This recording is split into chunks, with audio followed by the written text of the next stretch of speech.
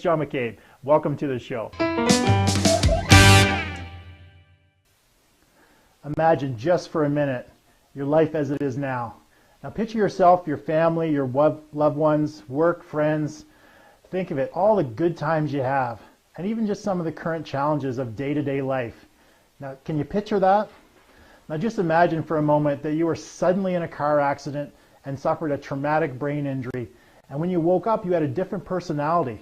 You had to relearn the most simplest of tasks like walking and so much more all over again.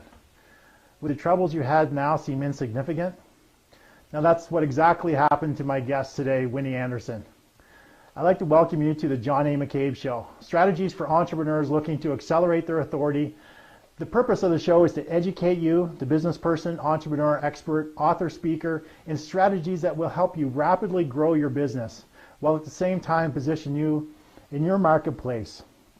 Now we're streaming to you live through Facebook, where they let anyone with a camera, a mic, produce and publish a show and name it after themselves. And by the way, it's sponsored by iOffer Solutions Real Estate Services. Thank you for that. So you're going to really love my guest today. She's a really dear friend of mine. She calls me the passionate introvert, which I'm sure she'll share with you that story a little bit later on in the show. And let's get those minds out of the gutter, people, because that kind of show is for Friday, remember? That's the Anything Goes show. But seriously, Winnie had to overcome some serious adversity in her life when she was in a car accident in 1999 when she suffered a traumatic brain injury that actually changed her personality after the recovery. Now, Winnie was a director of HR in corporate America prior to that, but after the accident, it all changed. Not only did she have to relearn things most of us take for granted, but she also had to reinvent herself.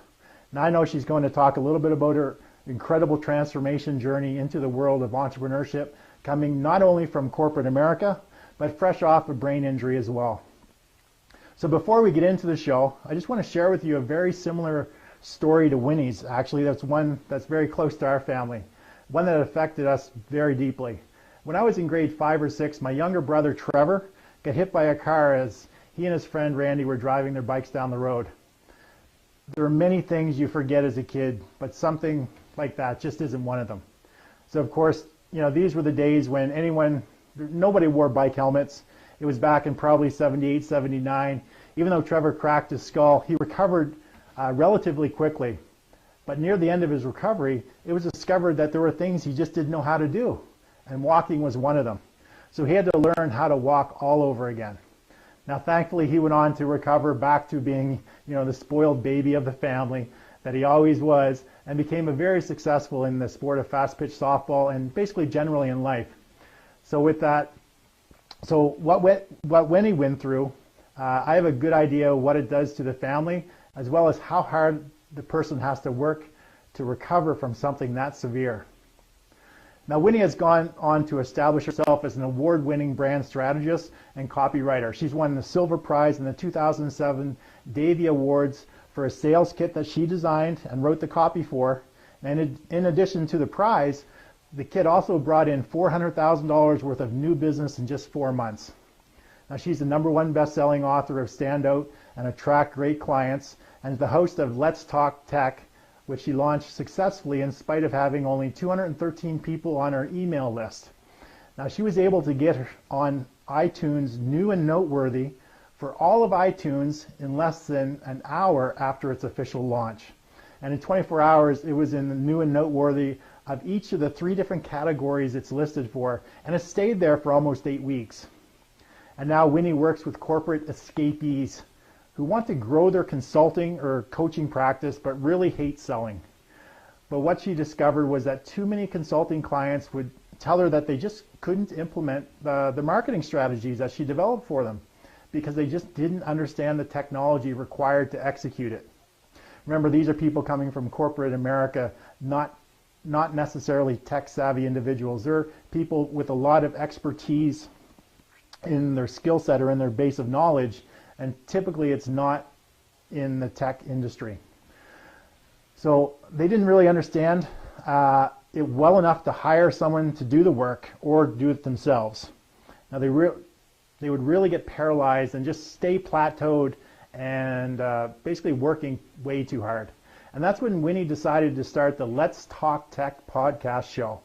It shares information in plain English to help people get a basic understanding of technology and how to use it and how they should decide if it's for them or if they should hire someone else to help them out. Now the podcast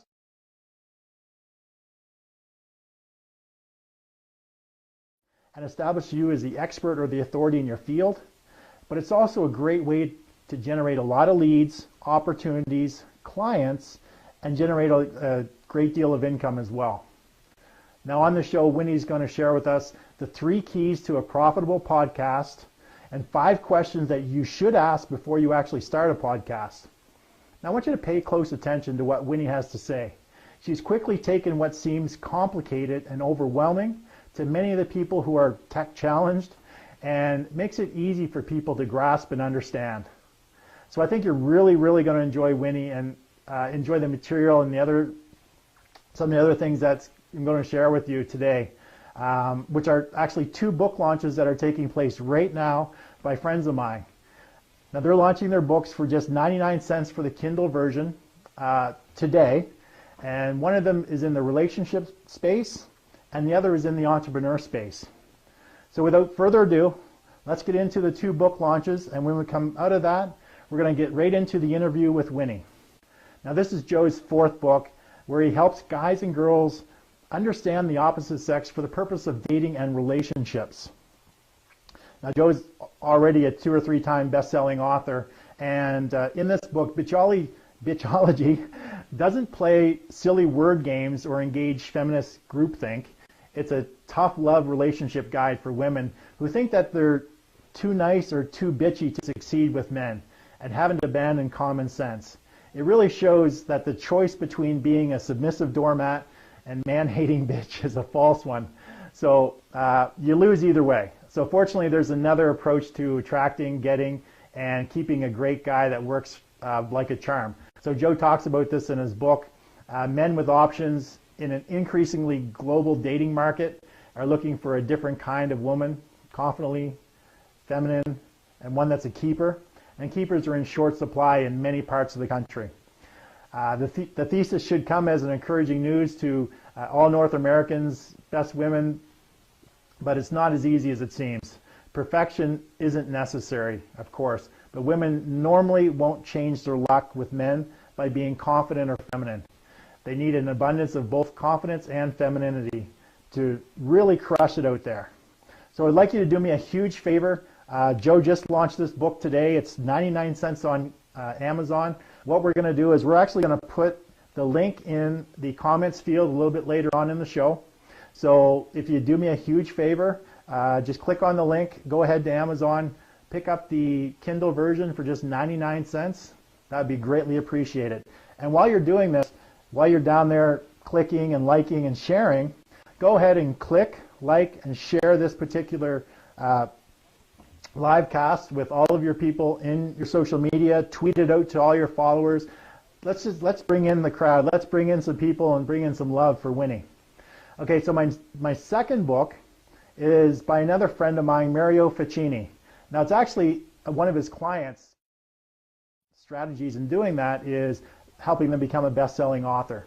So Mario is helping his client Manola Webster launching her new book today as well, called Wealth Building for the Entrepreneur, which I feel is definitely needed in today's society because most people go throughout their entire lives and never understand anything about money, capitalism, finance, or the economy.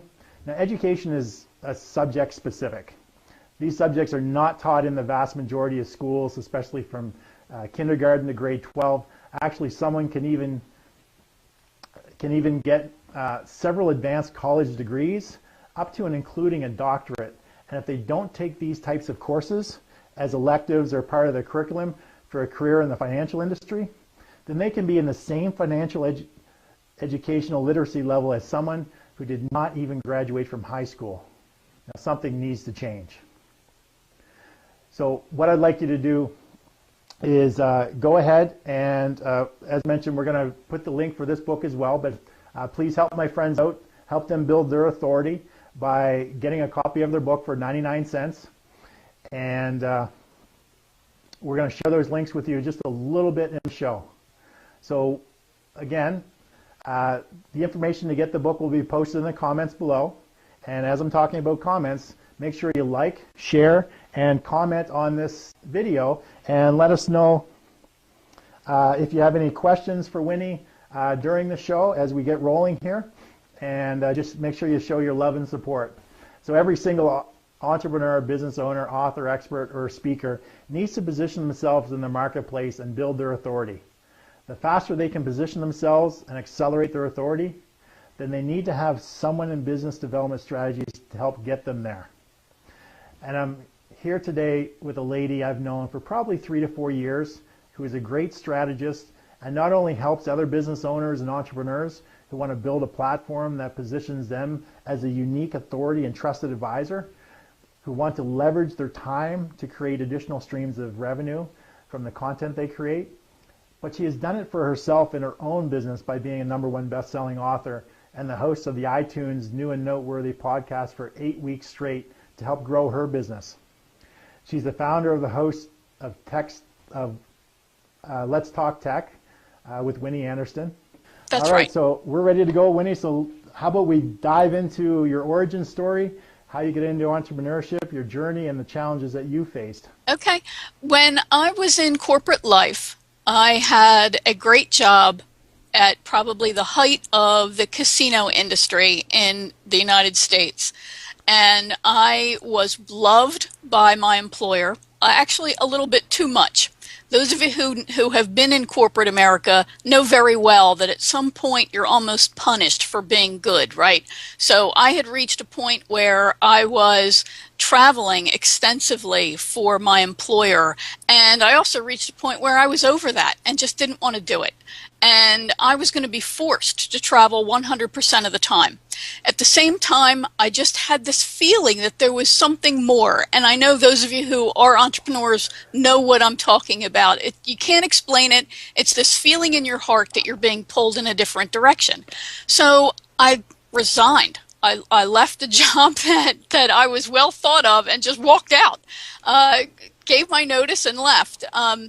Didn't know what I was going to do, and thought about becoming a consultant and failed and had to go back to work. And I got a job with the American Red Cross at a local chapter that was rapidly growing. And about 18 months and 4 promotions later, I was the director of human resources there. And I was working 7 days a week, 10, 12, sometimes 15 hours a day. And I was in a car accident. I was going to work on a beautiful early spring, late winter morning, and I woke up again in the car as they were trying to cut me out. Wow. And that accident literally changed my life. John was telling you the exact truth. It truly changed my entire personality. And I equate it to, imagine your brain is a filing cabinet, and it's a very tall filing cabinet, and now imagine that somebody comes and takes the drawers out that are stuffed full of files and dumps them on the floor, and then smears them all around, and then picks them up and just throws them in the random drawers. That's what having a brain injury is like. Wow. So the theory is that you don't actually lose the memory, it's that it's somewhere misfiled, and your job then is to try to recover the memory, and for whatever you can't recover, to try to develop strategies to work around it. And for someone who had been, an executive, and who I had just graduated with my master's degree in the top 10% of the entire graduating class, it was demoralizing, frankly. Sure. I couldn't tie my shoes. You have to retrain those synapses in the brain so that they're going, to the right pathway to actually be able to tell your body to do the things that you want it to do. Right. So it can be very challenging. So then you transition into entrepreneurship, and you've been doing that for, I've known you for 3 or 4 years now through a lot of the coaching and courses that we've done down in the U.S., that I've done down in the U.S. You're in the U.S., but just touch a little bit on your journey into entrepreneurship. Yeah, as I was starting my recovery, I had wonderful friends who were in various levels in their own organizations. And as they heard that I was getting better, they would give me these little projects to do. Okay. And those things were so important to me because not only was it great therapy, but it was also the kind of esteem builder that I really needed because I needed to have my confidence was completely shot. I literally could not tie my shoes and had to relearn that. So for somebody who was who did all the things I did and then to not be able to tie my shoes, I really questioned if I would ever be able to be an advisor at Right. the level that I once was. So those kinds of little independent projects were really important to me. And as I started to get better and better, I started to think, I'd really rather not go back to work if I don't have to. Yeah, So exactly. I started to read about promoting yourself and that writing was a great way to do that. Definitely. So I reached out to a friend of mine who I didn't even realize she was in charge of the supplement, a career supplement for a local newspaper. Okay. So she hired me. Excellent. And I ended up writing the cover story and a couple of other articles for that supplement, which, that's fantastic. Yeah. And when the first time you're published, you stop people on the street to tell them that you got published, right? Yeah, you're telling the world, hey, I just So got published in a newspaper. Hey, I'm in the exactly, that's newspaper. I just exactly published my right. first book. And Yeah, by the yeah. way, it's #1 bestseller. Um, So so once I did that, people started to say, you really should write more. And I had a guy who owned a boutique brand strategy agency and design firm, and he was very complimentary and said, "Listen, you should write copy. You should write marketing copy." I had no idea what the word copy meant. no, So many I business owners don't. Right, right. So I threw myself into learning what that was all about, and before I knew it, I started ghostwriting for him. Right.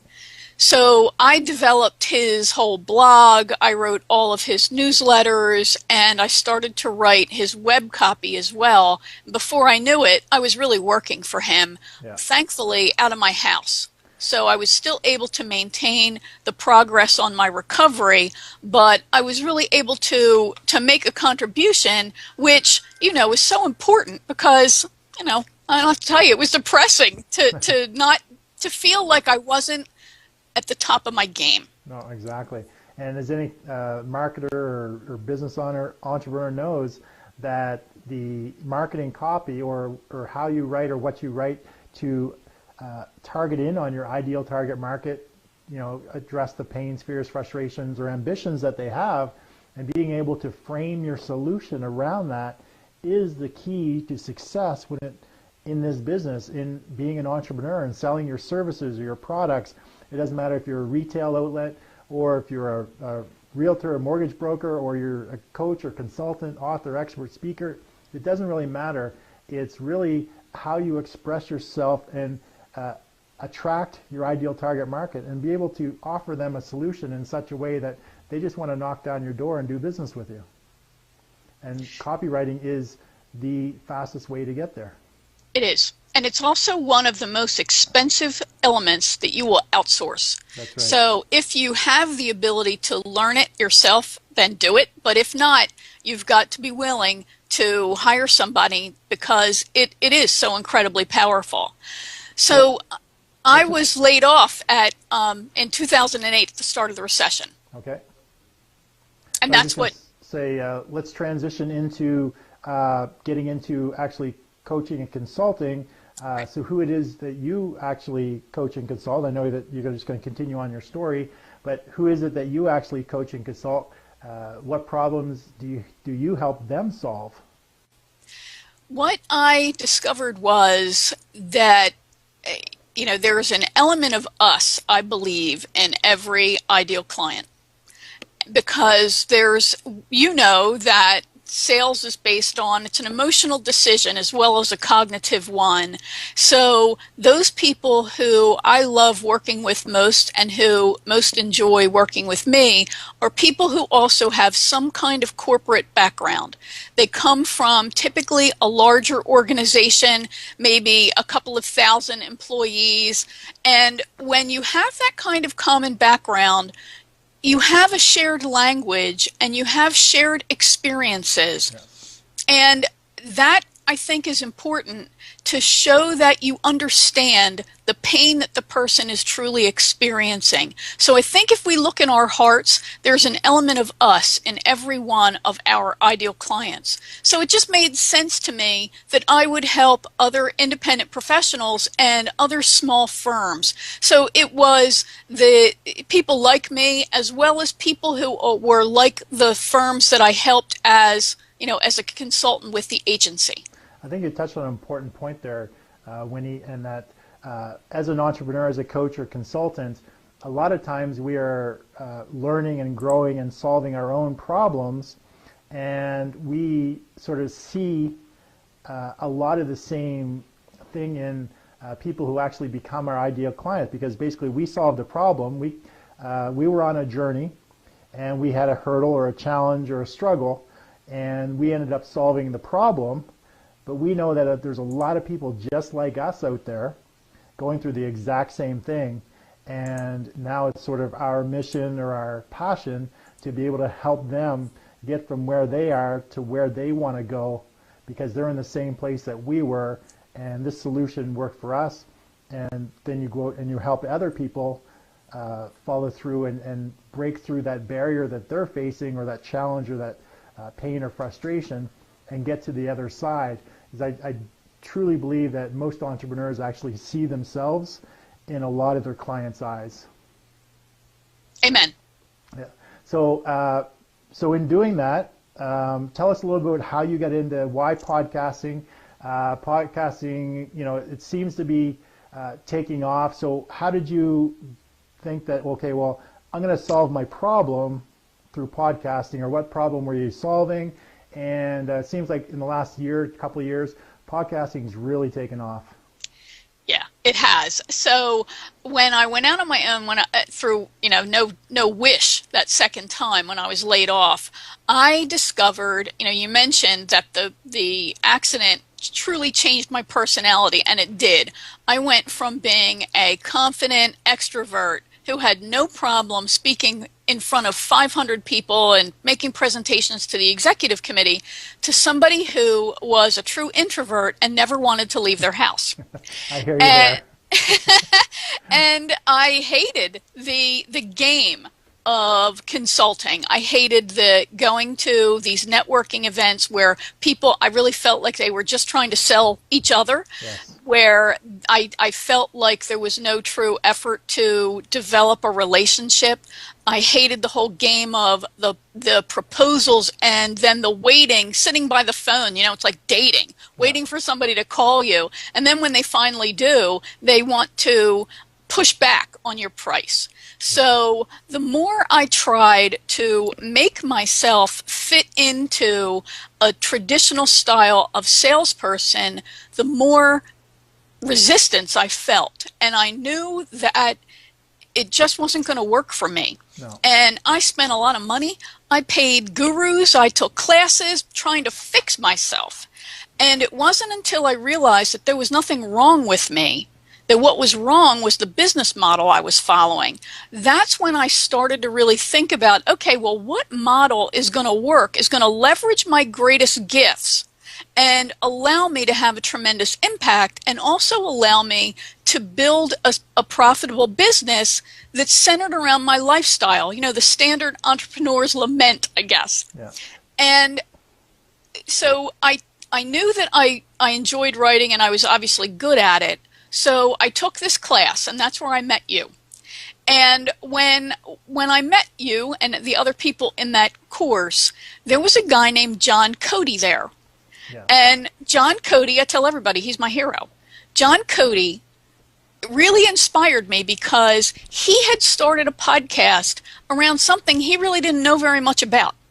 And then he built a business around the podcast. So when I Very left, successful one. a very, very successful podcast and a very successful business. So when we left at the end of that weekend, I was really thinking about, I should check out this podcasting thing. So I started thinking about it then while I wrapped up these consulting contracts that I had. And what the research that I did showed me that podcasting is definitely on the rise. It has increased about 23% from 2015 to 2016. And I really believed that I could do this, that I could not just do a great podcast, that I could build a business around it. So it looked like it met all of my needs. Then it was just a matter of figuring out the right topic. Right. And I went through a few ideas, but I could just feel that technology was going to be right because it was a growing topic. It's a pain point that a lot of people have. My audience, my core audience, has this as a pain point, and I knew I could make a contribution here. Yeah, and Winnie and I are very similar in the fact that we're both introverts and very proud to be introverts. We go back to when I started into the real estate space, prior to real estate investing as a business consultant. Then I ended up in real estate because at the same time I lost my contract, at the same time Winnie lost her job around the recession. So I ended up in real estate investing. And being an introvert, there's no way I'm picking up the phone and calling anybody or knocking on doors. So I had to basically build a system that brought everybody to me. I had to position myself as the go-to person, understand the pains, fears, frustrations, ambitions, and have the people contact me because I had a solution that offered to solve the problem, very much like Winnie's doing with her podcast and very much like we're doing with this show. As this show is part of an overall bigger picture, a bigger strategy of accelerating my authority back into the coaching and consulting space. So working with entrepreneurs and actually showing them that how they can accelerate their authority by doing shows like this, bringing on guests like Winnie that talk about podcasting, both of us #1 best-selling authors, things like that that actually accelerate an individual's authority. Let's dig right in, and why don't you just briefly talk about the 5 questions, just rhyme off the question and just sort of a brief answer as to why they should actually ask that question. Absolutely. So once I got my show off the ground and things started running and running well, I realized, and people started coming to me asking me, how did you do this? Can you teach me how to do it? I realized that way too many people were jumping in without being fully prepared. So the very first question that you need to ask yourself is probably something that will surprise you. Most people go right to the what tech should I use? That's the least of your worries. The first question that you really need to ask yourself is your basic show idea unique enough to attract listeners, to attract people who become subscribers, to attract other opportunities to you, and you're only going to be able to do that if you have a truly unique show idea. There are 300,000 shows that are on iTunes right now. 62,000 of them are active, viable shows, meaning their host updates content on a regular basis, whatever regular might mean to them. Yes, really, so how are you going to stand out amongst that crowd? Is your topic going to be good enough? And that's, I haven't launched my podcast yet, but part of my overall 90-day strategy is launching a video and audio podcast using this content. And in talking to Winnie yesterday, that sort of is formulating in my mind is how am I actually going to stand out amongst everybody else? What is it that I'm going to bring to the table that is going to attract people and want them to actually listen or watch the show? Right. So you need to be very focused on solving a compelling problem that a clear segment has. And this problem needs to be something that is so profound that they are actively searching for a solution, and they are then going to be drawn to you for whatever reason that is your core differentiation. But if your show is not unique, don't even bother moving forward until you have a unique show concept. And I have a strategy that I use and I call it a slice of a slice. And that's what you're trying to create. So imagine the topic of your podcast is a pizza, right?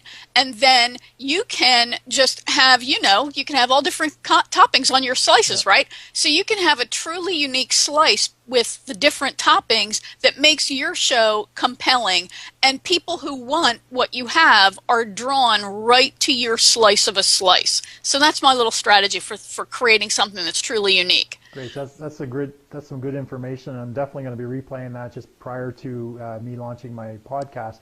Question number 2, Winnie. We're just going to speed this up a little bit. Sorry, I know you and I can talk for hours, but most people actually have jobs and stuff, So question number 2 is, how can I use a podcast to sell my offerings? And John has already really highlighted some of that. It's all about positioning and then pre-selling you, and then having those call to actions that your audience is going to feel are reasonable next steps for them to take. So sometimes it's appropriate to say, buy my stuff, but more often it's appropriate to say, go and get this additional free piece of information so you can learn more. I call them toe dippers. So they help people to really test you out, make sure that you're really real. But a podcast, there's nothing like it for developing that emotional connection. And how about question number 3? Yes. Question number 3 is, this is the biggest one. Do I have the resources to plan, produce, and promote the show? So that involves time and money more than anything else. And do I have the support that I need? Do I have the tools that I need? It's, as John will tell you, it's not all about the tech. There are these other skills that you need to have that is part of it. And a big one is, do I have enough content to really have a great show? So moving on to the number 4.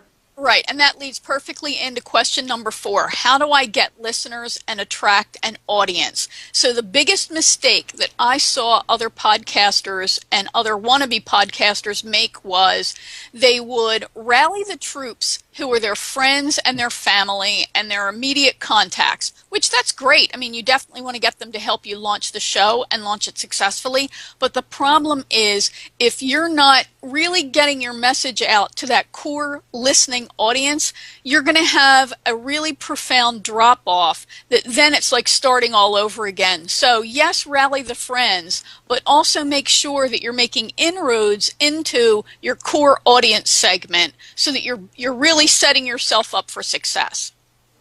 Excellent. So that's key as well, is making sure that when you're launching this, that you are actually have a strategy, not just winging it on a wing and a prayer. It's like, oh, my friends will help me out. That you actually have a strategy in place to not only get the subscribers or the downloads initially, but what is your strategy going to be moving forward over the next 1 week, 4 weeks, 8 weeks, month-to-month basis.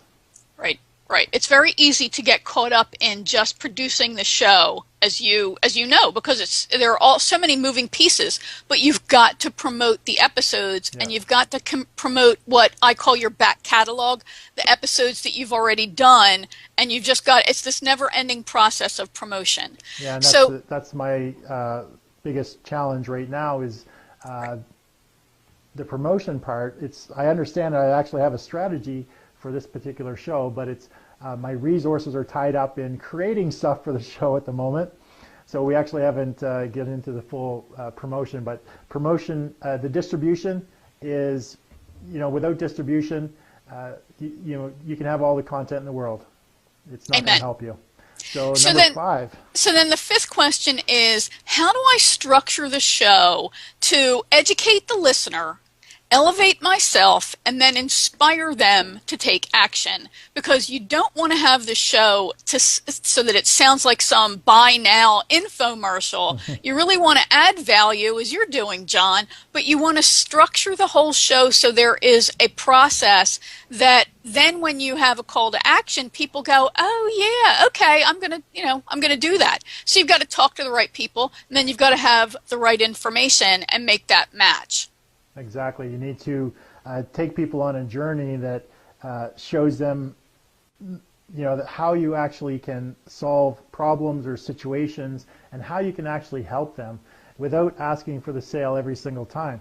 Now, a lot of these in the show, obviously there's a very subtle hint on a regular basis that, I do coaching and consulting. I help people accelerate their authority.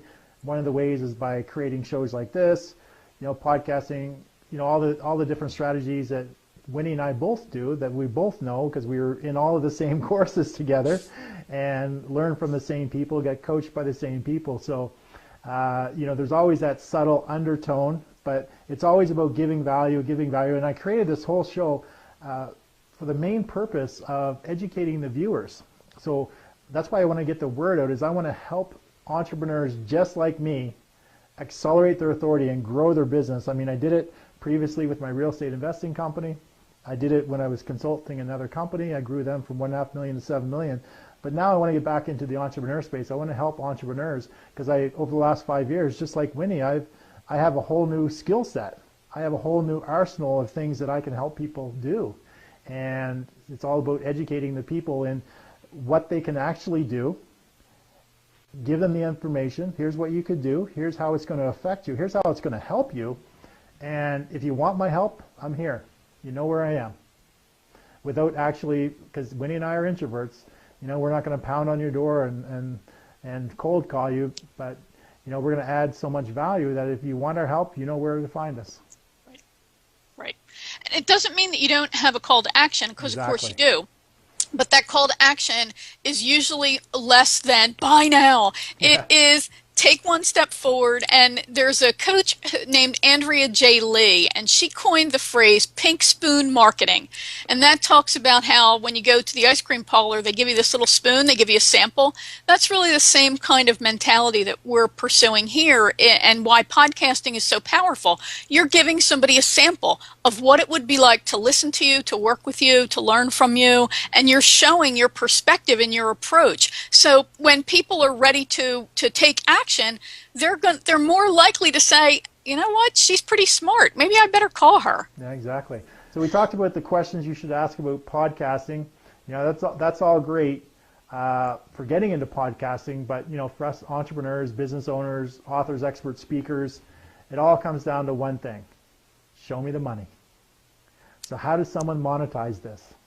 Yeah, well, when I started my show, I had a plan, a loose plan for monetization. And I think you do want to have at least an idea of how you're planning on monetizing your show. There are lots of opportunities that range from affiliate links to selling sponsorship and advertising. Those depend on the traffic, the number of downloads that you get, that sort of thing. But for me, this is all about teaching and training other people. So courses, they're going to be a big one. What I'm going to be doing is taking the shows that have been most popular, I'm going to be turning them into deeper training programs, bringing in experts and bringing in my past guests to really go deeper into that subject area. So there are a lot of ways for you to potentially monetize your show. You want to have a general idea, and then you want to be open. When I was originally thinking that in about a year I'll teach a course on podcasting. 3 weeks after I launched my show, I had a dozen people asking me to teach them how to create a show like mine. Yeah. So I had to ramp up my intention to create a course. Then I got an opportunity to record 2 commercials for the website hosting giant HostGator. They were a past guest on my show, and they came to me to ask me to record these commercials. The value of that is tremendous. There's no way I could have afforded that. Right? Wow. So that has genuine dollar value and intangible value as well. So you can sell your actual services. You can sell sponsorships to your show. You can have affiliate links. You can then take the content of your show, turn it into courses, books, and other materials, so you can really then monetize as much of your work as possible, so you can build this sort of information empire, if you will. And I know your plan is a little bit similar to that, right, John?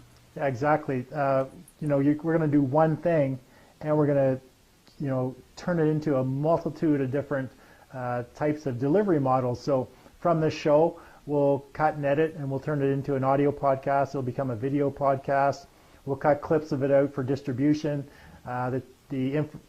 Everything you hear will get transcribed. We'll create blogs, we'll create articles, and we'll put a compilation of all this stuff together, and we'll actually create several books from all the different shows. So it's doing one thing, but creating 3, 4, 5 different things out of it that will actually help accelerate your authority. Hence my title, hence the name of the show, all about authority acceleration. So it's what time frame do you assign to that and to do all of that stuff. So for my purposes, for my goal, I've assigned a 90-day time frame to, which is a very, now that I'm thinking about it, I'm only in episode 2, I'm thinking 90 days, how am I ever going to do all this stuff in 90 days?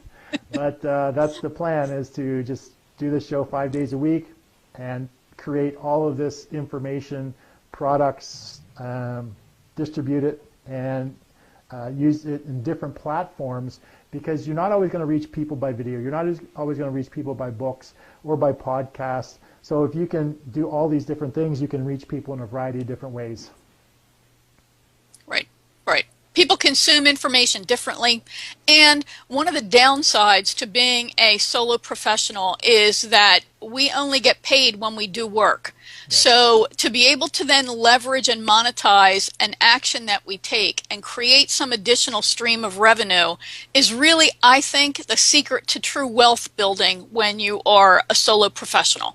Amen, sister. You're preaching to the choir when you talk, because I come from, educated in real estate investing. And, I first get into it following the Kiyosaki strategies, which is all about,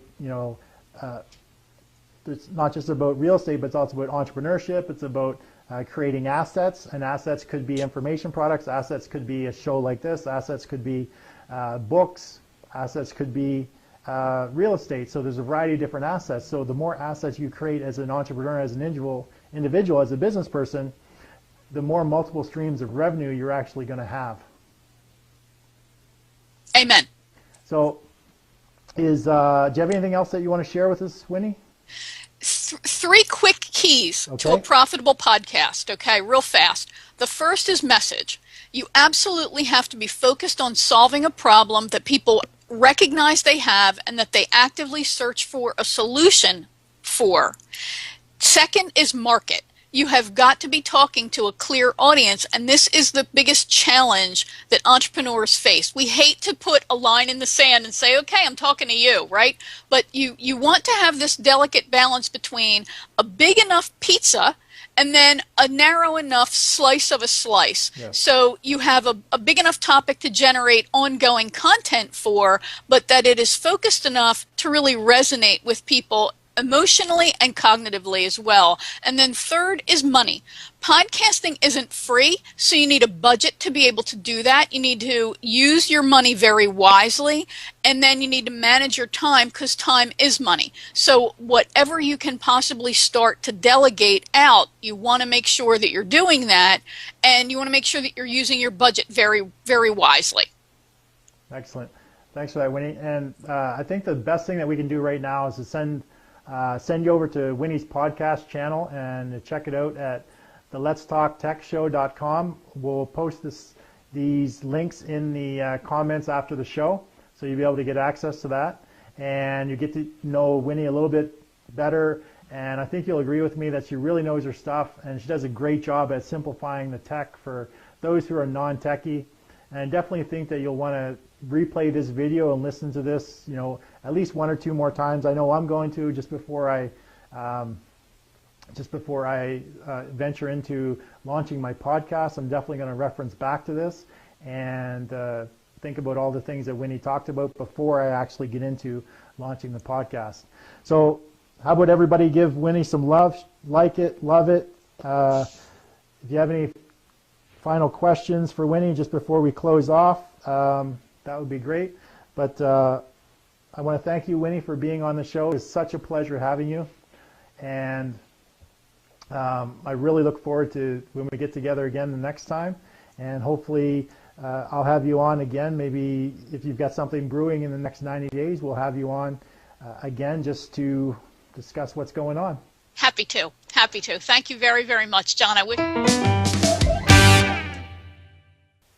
right, so welcome back, and well, that wraps up the episode number 2 for the John A. McCabe Show, and it's just the beginning of season number 1.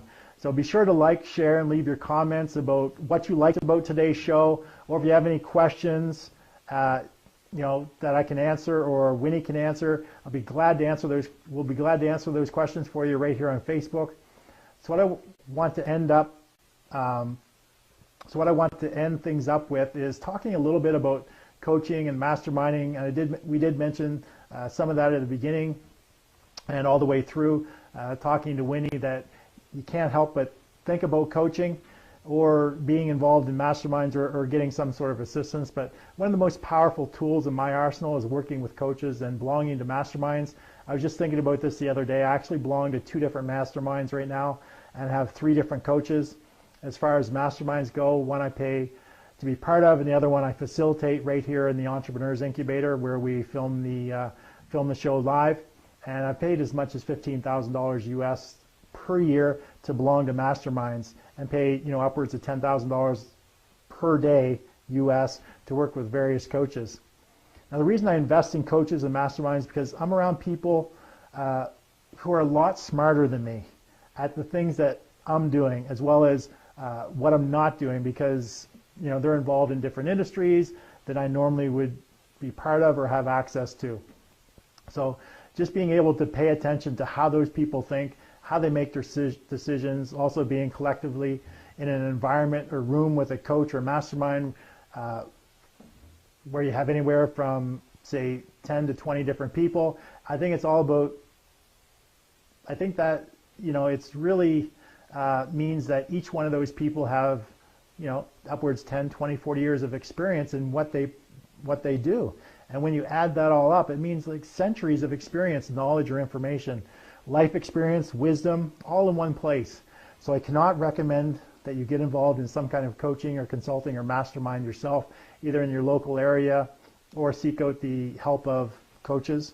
And I'll do a very shameful plug. If you're interested in such a thing, then just send an email to me through john@ioffersolutions.com, or just leave me a private message, or just message me on Facebook.